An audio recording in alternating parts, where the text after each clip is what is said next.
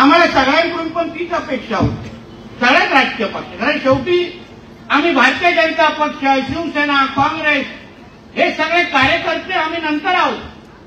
पहिला आम्ही सावंतवाडी कर अगर म्हणून विचार केला तर कोणीच खरं म्हणलं तर मुळात फॉर्मच भरता कामा नव्हता यांच्या विरोधात. ही भावना सगळ्या मनामध्ये तयार झाली पाहिजे होती, का झाली नाही हा खरं म्हणजे संशोधनाचा विषय आहे. मी हल्ली जे काही निवडणुकीच्या प्रचाराच्या निमित्ताने एक एक जे वक्तव्य लोकांचे ऐकतोय, प्रतिस्पर्धी लोकांचे ऐकतोय, मला आश्चर्य वाटतं. म्हणजे आपण एवढं माणुसकी पण विसरलोय का? राजकारण निवडणुका आपल्यासाठी एवढं महत्वाचं झालं आहे का? की आपल्याला ज्या लोकांनी एवढं दिलं, जे लोक आपल्याबरोबर निस्वार्थी उभं राहिले, सावंतवाडीसाठी काय काय हवं असेल, तुम्हाला ह्यासाठी प्रकल्पासाठी जागा हवी आहे, शिक्षण संस्था उभी करायची आहे, दुसरा कुठला विकासात्मक प्रकल्प उभा करायचा आहे, चला आम्ही तुम्हाला जे काय पाहिजे ते तुमच्या बरोबर उभे आहोत. तुम्ही आम्हाला काय नाही दिलं तरी चालेल, पण आम्ही सावंतवाडीच्या बरोबर उभे आहोत. हे वर्षानुवर्ष अगर हे कुटुंबीय इथे भावना व्यक्त करत असेल तर मग आपण तर न विचार करताच या निवडणुकीमध्ये मतदान करायला. मग नंतर जेव्हा हे जे काय वक्तव्य हल्ली इंटरव्ह्यू दिले जातात, टीका केली जाते राजघराण्यावर, मला फार धक्का देण्यासारखी गोष्ट. काही लोक म्हणतात राजघराणा हा विषयच संपलेला आहे, संपलाय हा शब्द, संपला हा शब्द राजघराण्यासाठी वापरला, संपला. हॅलो वा, तेव्हा जेव्हा तुम्हाला त्यांची मदत पाहिजे होती तेव्हा जाऊन राजघराण्याच्या समोर नमस्कार करायचा, आशीर्वाद मागायला द्यायचा, तेव्हा संपला हा शब्द आठवला नाही, तेव्हा त्यांना त्यांचं अस्तित्व विचारण्यासारखं वाटलं नाही, तेव्हा काय नाही ताट भूमिका घेतली.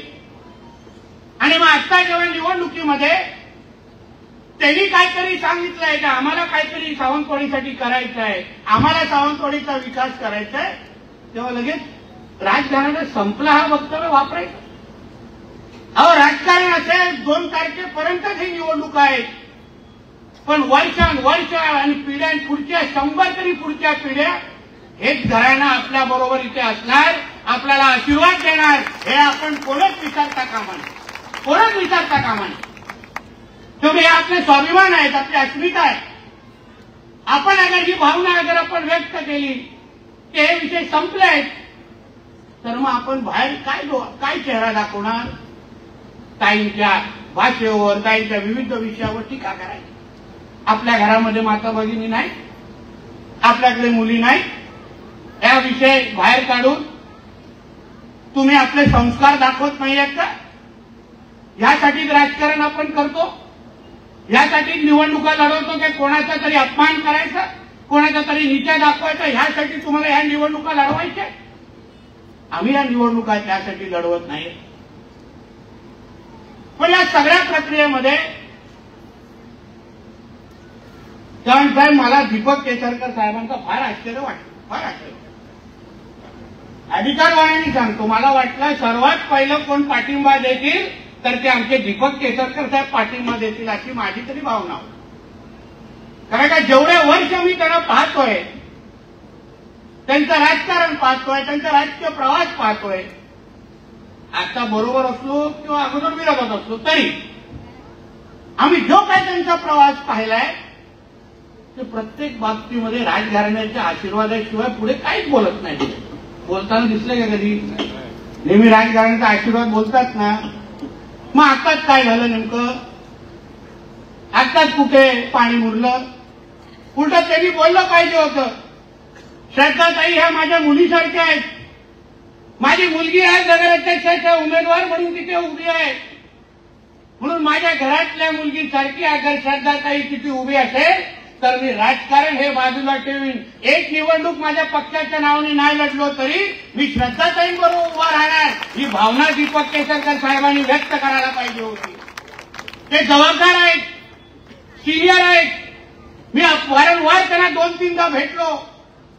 ते मला साहेब त्यांनी इच्छा व्यक्त केली आहे केसरकर साहेब, आपण एकत्र आलो पाहिजे, बोललो पाहिजे, पाठिंबा दिला पाहिजे, आपण ह्या बाबतीमध्ये राजकारण करू नये. तुम्ही बोला त्यांच्याशी, माझ्यापेक्षा तुम्ही त्यांना चांगलं ओळखता, तुम्ही त्यांच्या जास्त जवळ आहात. आम्ही तर आता लक्ष्मणराजे दिनमुळे हळूहळू तुमचा संवाद वाढत चाललाय, पण तुम्ही तर वर्षानुवर्ष राजघराण्याच्या जवळ आहात ना, मग का नाही तुम्ही बोलत, का नाही पाठिंबा देत? ह्या गोष्टी फार बारकाईने आपण विचार करायला पाहिजे. राजकारण, समाजकारण हे सिंधुदुर्ग आणि सावंतवाडीच्या अस्मितेचा आणि प्रतिष्ठेच्या पेक्षा मोठा असतात कामा नये, या भावना माझी आजच्या निमित्ताने आहे. असतात कामा नये. शेवटी आपण आपली प्रतिमा, आपण काय संदेश देतोय, ह्या गोष्टी खरं म्हटलं तर महत्वाच्या. पण एक पण तुम्हाला सांगतो सगळ्यांना, किती दीपक केसरकर साहेबांनी उमेदवार उभा केला ना, त्यांचा पाठिंबा हा श्रद्धाताईंनाच आहे, हे मला चांगलं माहिती आहे. चांगलं माहिती, काय विषय नाही. आपापसात काय बोलतात, गपचूप काय बोलतात, आमची पण माणसं आहेत, आम्हालाही कळत आहे. आम्हालाही चव्हाण साहेबांनी पालकमंत्री बनवलंय, आमची पण यंत्रणा आहे. मी तर शेवटी जाता एवढंच सांगेन, सावंतवाडीकरांनी प्रत्येक मतदारांनी, प्रत्येक जो सावंतवाडीवर प्रेम करतो, जो आपली ओळख सांगतो की आय लव्ह सावंतवाडी, त्यांनी ही निवडणूक हातामध्ये घेतली पाहिजे. जे काही आमच्या राजघराण्याचे विरोधी बोलणारे लोक आहेत, प्रचार करणारे लोक आहेत, पत्रकार परिषद घेणारे लोक आहेत, त्या प्रत्येकाला सांगायचं की काही बोला, पण राजघराण्याच्या विरोधात बोलायचं नाही, नाहीतर जनता पेटून उठेल. हे 2 तारखेला तुम्ही सगळ्या जणांनी दाखवून द्यायचं. टाइम्स डिजिटलला लाईक करा, शेअर करा, सबस्क्राईब करा आणि बेल आयकॉन दाबायला विसरू नका. Times digital.